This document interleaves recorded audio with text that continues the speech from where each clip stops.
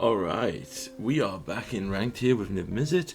We are up against the current most played deck, which honestly I wasn't surprised of. This is Mono Black Demons. So I think this is probably an answer to the fact that Mono Red became the most played deck. So this is a solid answer to Mono Red. It has a lot of life gain threats, tons of removal interaction. So with that in mind, we're going to get the Lander token down. Like I said, we're just going to go for the Fin out options. There's a Battle for the Bridge. Let's play a land and hold up this No More Lies. If they play anything scary like a Lily on free, which they try to, we'll exile that with a counterspell. That does kind of backstab us though, because we need one more turn now for the Bring to Light. They go for the Annex. So in their end step, we'll just pop this Lander token, fins out our deck, guarantees us all our colours. We're going to play a tap land here and go for the Bring to Light.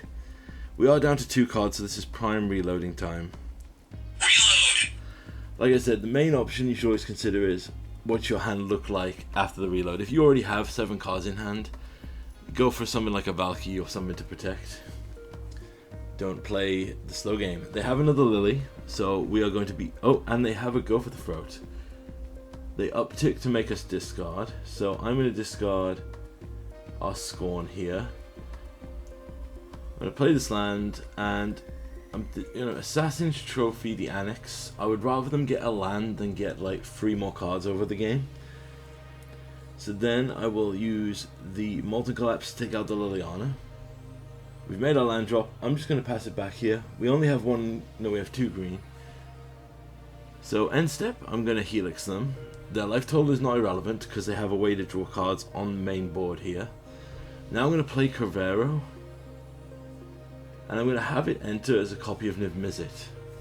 Now, even if they kill it, we still get the ETB trigger. Yep, there's their Murderous Rider, so they're down to 9. We draw more cards. Excellent. Now, let's play the Wandering Mind, because that will let us look at more cards. And if they have more, if the last card is more removal, we'll just get it out their hand. Ancient Cornucopia. They go for the draw, like I said. Hurting the life total is not irrelevant here. There's a Graveyard Trespasser, so that's going to help them look for cards. They're going to take out the Corvero, because we already exiled our own Niv. There's a Murderous Rider. Alright, I consider going for the board wipe, but then I realized, yeah, I can attack for 2 here. Let's board wipe so they can't gain any more life. Then, let's get down this Biotech. If the last card in their hand is a push, they'll want to do it before we get the Lander token. They don't, so we'll pass back. This allows us to hold up a Lander token or whatever we want. So, Lander token, pop, hit him down to 4. Get a land. Now, let's see what they do. They activate the Mutavault here to hit us for 2, and they draw a card. So now, Bring to Light into a Lightning Helix is lethal. And this is something I love teaching players when they realize Bring to Light doesn't have to be for a huge finisher or a crazy little meta play. If there's a way to kill you, I'm going to take it with this Helix. Alright. We get that one. You'll notice the sideboard has Scrabbling Claws in now, but there is a change. I'll show you the last match in this video. There's been a prevalent rise in Arena of the prevalent rise in the number of graveyard-based decks. I've been seeing Mardu and Orzhov and Esper Greasefang just all come back in force. And in addition to that, I've been seeing a ton of these land Lunra combo decks that I really need more reps against to practice. So we get rid of the board wipe here, and we get hit with a Duress on turn 1.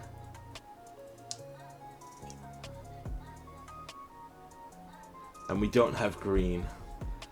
But we do top deck a green, so I'm going to get that down immediately so that we have our colours sorted. There's a Gifted Aetherborn on 2. I'm going to play another tap land here. I don't think we're in a rush to play anything in particular. I'm going to hold this Assassin's Trophy for something big. Right, there's a Graveyard Trespasser taking the Annex. So taking away our removal. Let's just get another land down, and I'm going to use Valkyrie as a Fortsease effect to check. There's a Shieldred in their hand. And they have the Go for the Throat here. We can't block either of these creatures, they're too tough. Unfortunate. Right, down to 13. There's a Biotech Specialist. Yeah, this is one of the reasons why I've fallen out of love with the Braco, the Heartless Hunter, the Craven. He's great super late game if we have like but the situation is very situational, and ultimately, yeah, I can see it here. Like, we haven't drawn relevant. We're gonna take too much. I think we just stumbled a little too much there. So might have been a little concession there, but I do feel like we were on the pushback. I brought in the Fatal Pushes because I've realized this is basically a tempo black deck that has tons of little creatures. I'm going to keep this hand. We don't have white, but honestly, I'm just genuinely tired of... Okay, yeah, and I remember this now. So just watch this and tell me that Arena's not like messing with me. There's a turn 1 Thoughtseize. So we lose a spell, we'll play another spell. They don't draw the second land, but don't worry, because the Arena Shuffle is not broken, it's just going to give them another Thoughtseize. And don't worry about it, you know, that's 2 Thoughtseizes, but there's the third Thoughtseize, because the Arena Shuffler's totally fine. And we can draw all of our lands. So I'm just going to pass back here, because I'm sure they're going to draw the 4th Thoughtseize. Right, cycle this land to draw another Ancient Cornucopia. Then we'll play this Night of Autumn, gain a ton of life, try to put counters on it, it'll die, because since they don't have lands, their entire hand is action spells now. And now that the Arena Shuffler's done its calculation of, wait a minute, you don't have any more 1-drops, we'd better give you all of the spells you need to cast from your hand. Sorry, we need to give you all the lands to cast the spells in your hand. I've said before, I do believe the shuffle is broken. Yeah, look, there's a go blank now. They pull a... Yeah. I was ready to rage quit at this point. Like, genuinely, you see me on this. But I'm like, you know what? I've got 2 Ancient Cornucopias. I can grind out their deck a bit, see what they've got. Probably got another Shieldred in hand. But if I can claw this back after being triple Thoughtseize, go blank, other BS that they had. Yeah, look. They literally needed lands to... Yeah, this is me looking at how many other lands I'm going to draw in this game. There's a No More Lies, so we're already about to die here. But maybe we can counter a spell. We're going to take 8. Go down to 7. They go for the Ritual Chamber, so we'll just normalize it, gain 4 life back. There's a Maelstrom Pulse, so let's just kill the Shieldred. Go back up to 13. We'll swing in, because incidentally, they've done more damage themselves with those Thoughtseizes. But we're just going to wait till they draw the 4th Thoughtseize. Or maybe the 6 other discard spells in their hand. But yeah, we are, and there's a second Shieldred, because I'm looking at this hand and being like, okay, Arena, tell me you wanted this guy to win without telling me you wanted this guy to win. And I think Arena's like, well, you passed the test, so let's give you the 1 Bring to Light off the top. And now we go for reload here. Gain 10 life.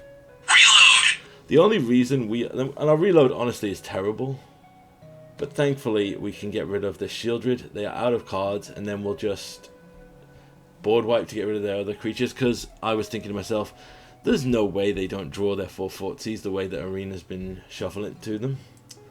They try to basic land check us, but they should know, since we're running Biotech Specialist, we run 1 of every basic. And if you want to thin out my deck by giving me less lands I can draw, considering the way this match has been going, dude, 100% go for it. Yeah, I know it's just a conspiracy theory, but I do feel like Arena has, like, ebbs and flows where it's like, okay, this guy has lost 5 games. We don't want him to rage quit, so let's make sure he has a good game. And by good game, we're going to give him his most powerful spells and things. And you just look at it and you're like, huh. But this is me playing against the Arena machine. So I swing with...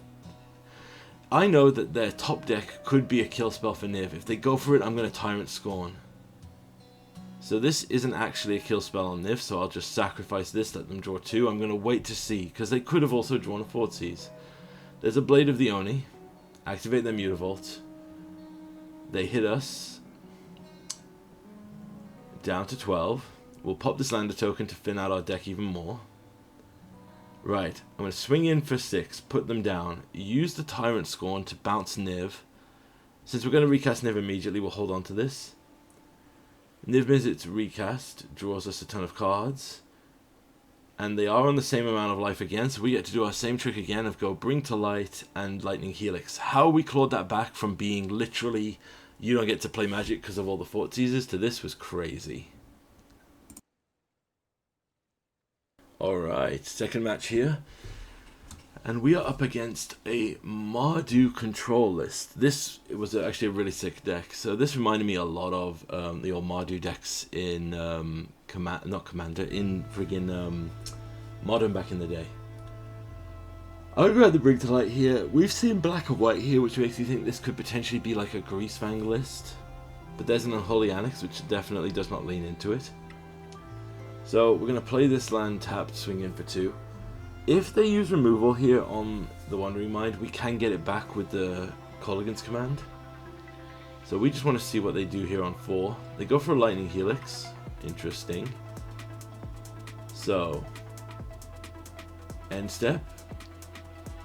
I'm going to get a creature back and dome them for 2. It's not irrelevant considering they don't have a demon yet. That's 4 life they lost.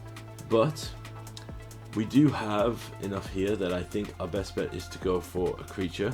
And since we have 5 spells and a second Bring to Light, I think a Valky's the better play here. We hit 2 lands, so they have to use one of their spells to get rid of it. They're an inevitable defeat. So they're like a Lightning Helix tribally deck, which is interesting.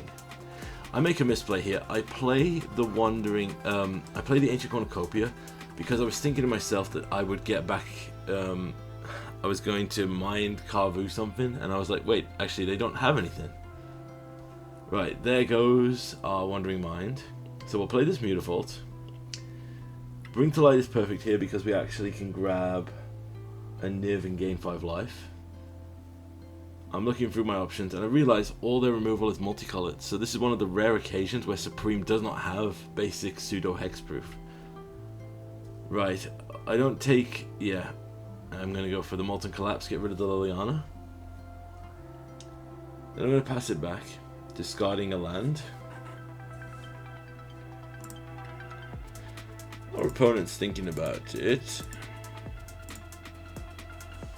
There's a second inevitable defeat. So this is basically like a Helix control deck, or a Mardu spell control deck. Like you see their temporary lockdowns are being discarded. Right, I'm going to play the Carvu, the Wandering Mind here, to copy the Wandering Mind. We have a full spread of cards in our hand and I don't want to lose, I don't want to have to discard down to hand size. So now I'm going to Tyrant Scorn back the Carvu here, to keep him alive. And see what our opponent plays on their turn. There's a Ritual Chamber. So I'm going to actually, no. Better, let's use the Bring to Light here. I'm going to grab Niv. I know that that's risky because we already have a handful of cards here.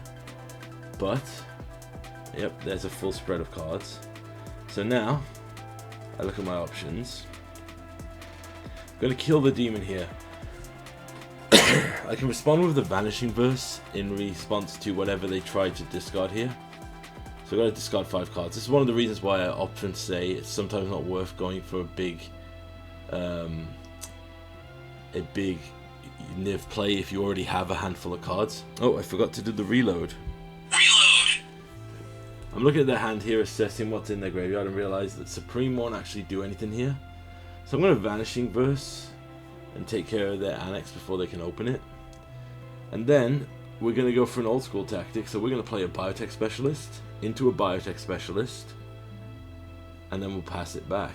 When they go for the removal here with a temporary lockdown, this actually can kill them. So check this. We pop the Biotechs, doing 8 damage in total. It's 2 per Biotech per Lander token. So they go down to 8. They take away our 2 things with their temporary lockdown. In my turn, I can then Assassin's Trophy to get them back. They have to kill these things before we get the Lander tokens, or we've basically won the game. Yep, now we've won the game with Biotech damage. It has been a while since I've done it. But yeah, I do love Biotech. And they can go now for the inevitable to gain life. In response, I'm going to Helix my own creature with its damage trigger still on the stack to win and flub the life gain. Obviously, I would have preferred to use Tyrant Scorn to bounce it back to my hand, but you know, needs must and whatever. So this was a pretty cool deck. It kind of felt like a Mardu Pyromancer style deck. I wonder if they are running Pyromancer. Actually, Pyromancer isn't in... No, it isn't. I wonder what you could play as. You know what? That might be one to look at for a budget fund deck. Right, this hand is slow, and yep, there's our inevitable mono black Thoughtseize Overlord. They take away our life gain, which is interesting.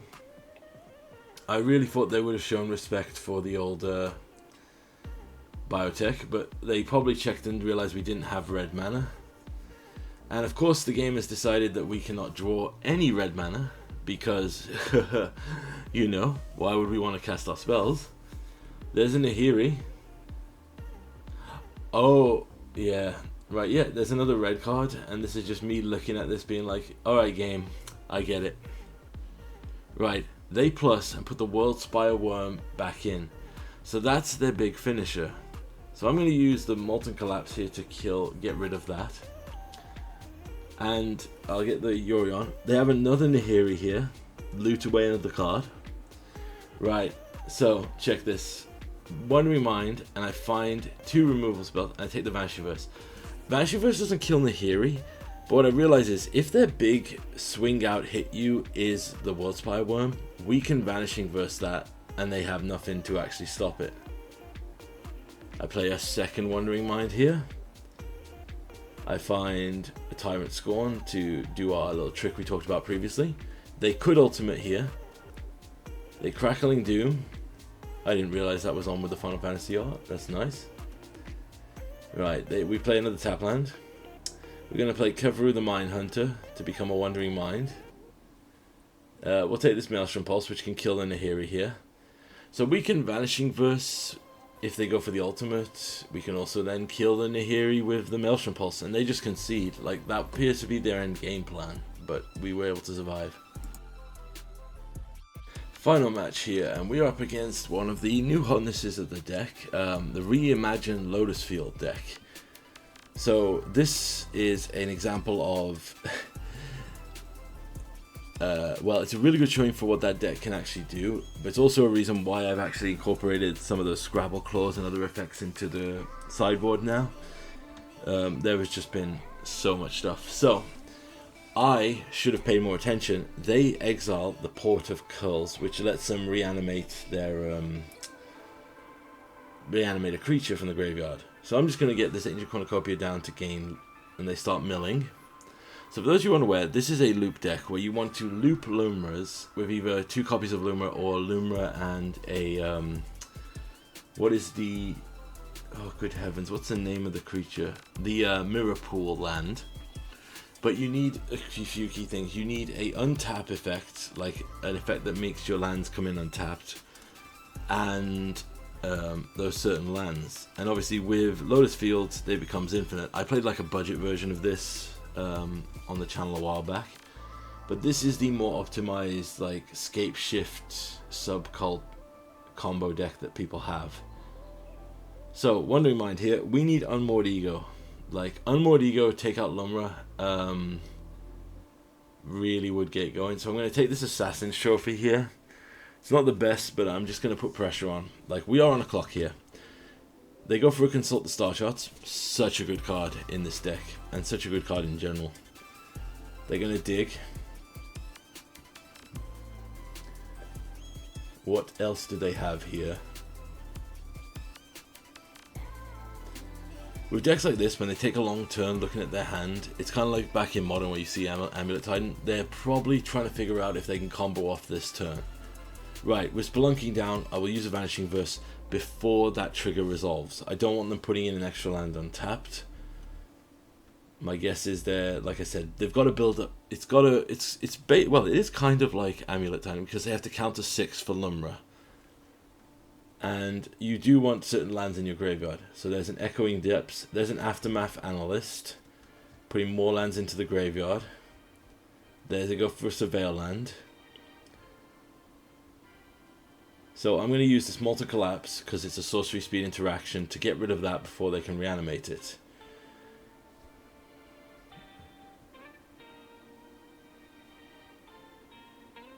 And now this is the exact moment where I throw away the game. So they play the Wandering Minstrel here, and I don't know if it was lack of experience with this or anything else. I hold back, wait till they play their land, and they have enough to pull off the combo here.